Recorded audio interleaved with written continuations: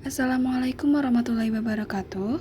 Halo teman-teman, kali ini saya akan mempresentasikan hasil kerja saya, yaitu tentang konstruksi penelitian agama dan keagamaan.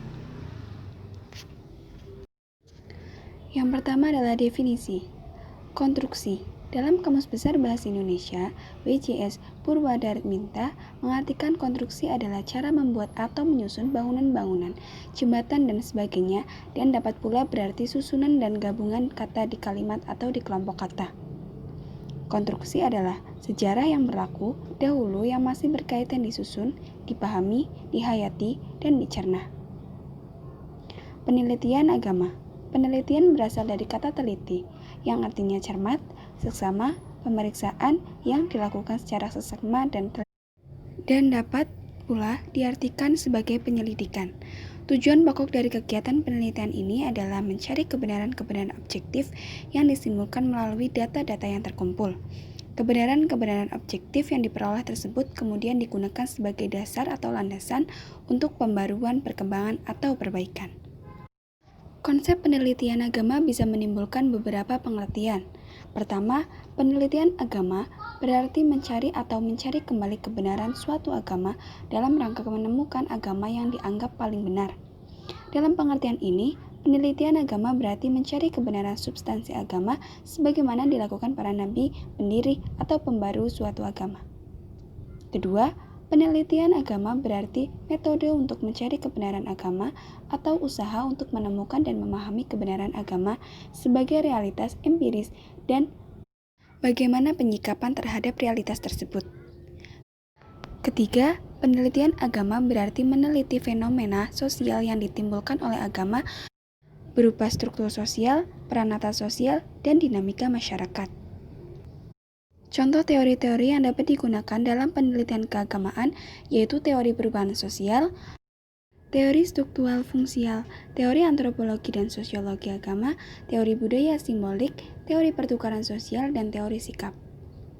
Jadi, konstruksi penelitian agama dan keagamaan adalah suatu upaya memeriksa, mempelajari, meramalkan, dan memahami secara seksama susunan atau bangunan dasar-dasar atau hukum dan ketentuan lainnya yang diperlukan untuk melakukan penelitian terhadap bentuk pelaksanaan ajaran agama sebagai dasar pertimbangan untuk mengembangkan pemahaman ajaran agama sesuai tuntutan zaman.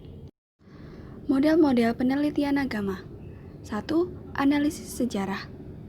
Yang kedua, analisis lintas budaya. Yang ketiga, eksperimen. Yang keempat, analisis isi. Yang kelima, riset survei dan analisis statistik. Yang keenam, observasi partisipasif. Dan yang terakhir adalah analisis. Macam-macam penelitian ditinjau dari disiplin ilmu lainnya. Yang pertama, ilmu sosiologi, evolusionisme, interaksionisme. Masyarakat dipandang sebagai satu jaringan kerjasama kelompok yang saling membutuhkan satu sama lain dengan sistem yang harmonis, dan konflik. Ilmu antropologi, yaitu pendekatan kebudayaan, pendekatan kualitatif, pendekatan sejarah pemikiran Islam. Ilmu hukum Islam, yaitu ada metodologi Islam normatif dan metodologi Islam empirisme.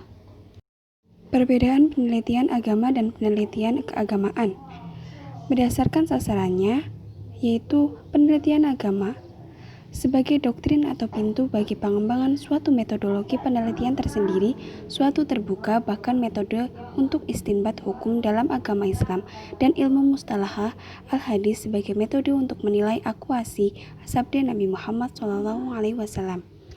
Yang kedua, penelitian keagamaan. Sasarannya adalah agama sebagai gejala sosial yang tidak perlu membuat metodologi sendiri, cukup dengan meminjam metodologi sosial yang sudah ada. Jika menurut Middleton, perbedaan penelitian agama dan keagamaan dilihat dari objeknya, yaitu penelitian agama. Objek substansinya agama Islam, yaitu kalam, fikih, akhlak, dan tasawuf. Sedangkan penelitian keagamaan, objeknya yaitu agama sebagai interaksi sosial.